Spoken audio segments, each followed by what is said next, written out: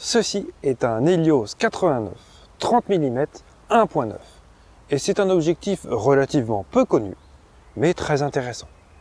Je profitais de cette vidéo, comme d'habitude, pour vous le présenter.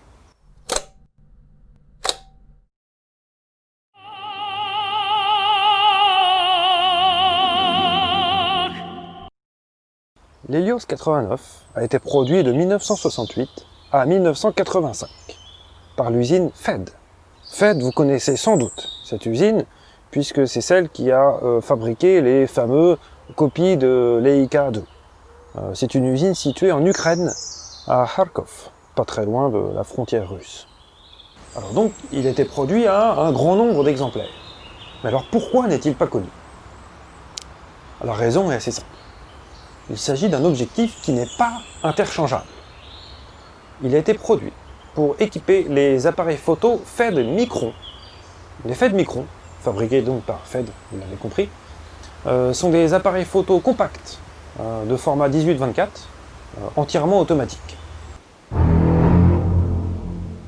Alors son adaptation est assez délicate, surtout si on commence dans le domaine de l'adaptation, justement.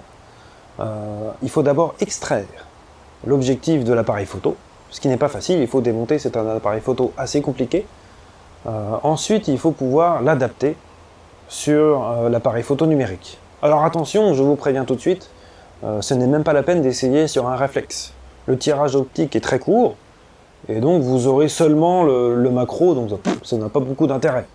Non, c'est surtout sur les hybrides Alpha 7 ou APS-C. Attention, cet objectif n'a pas de diaphragme. En effet, le Fed Micron possède un obturateur central qui fait office de diaphragme. Alors malgré les difficultés d'adaptation, je peux vous dire que cet objectif en vaut la peine. Comme je vous ai dit tout à l'heure, c'est un objectif très intéressant et je ne vous mens jamais. Attention cependant, cet objectif ne couvre pas le plein format. Sur un 24-36, sur le A7, vous aurez un cercle noir ou un très fort vignettage. Non. Donc oubliez-le pour faire du paysage ou des photos très sérieuses. Mais par contre, en objectif à effet, c'est très intéressant. Tout d'abord, son point fort, il tourne beaucoup. Et oui, il tourne, c'est un Helios. Et le fait que ce soit un grand angle, en plus assez rapide, ça renforce le côté tournant, donc pour ça c'est déjà très bon. Il y a beaucoup de contraste, un très bon objectif pour son effet, bien entendu. De plus, c'est un objectif très compact. Comme vous pouvez le voir, il est très petit. Là, vous avez l'objectif et autour, vous avez l'adaptateur. Donc c'est vraiment très compact. Au centre, il est piqué. Il est vraiment intéressant au centre. Alors bien sûr, quand on s'éloigne du centre, ça devient un peu plus folklorique. Mais c'est un objectif à effet, encore une fois. En fait, il tourne tellement que l'on comprend mieux ce défaut optique en l'utilisant. On voit bien comme l'aberration sphérique se déplace en fonction de la distance de mise au point. Cela fait comme une bulle. Regardez par exemple ici, on voit la différence de mise au point très claire entre les bords qui sont au point et le reste de l'image. Le vignettage donne un certain caractère que pas mal de personnes apprécient. Il donne pas mal de contraste.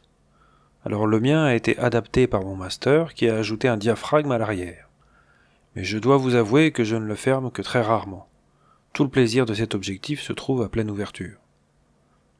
Voici quelques images prises avec sur le A7 ou le Sony Nex 3.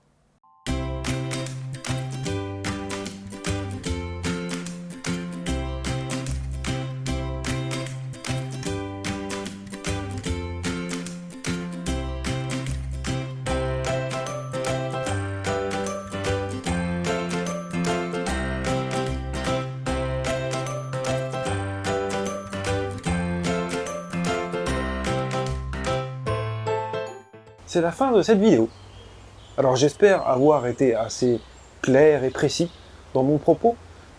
J'espère que les photos vous ont inspiré. Et bien entendu, si vous avez aimé, n'hésitez pas à liker, à commenter, voire naturellement à partager.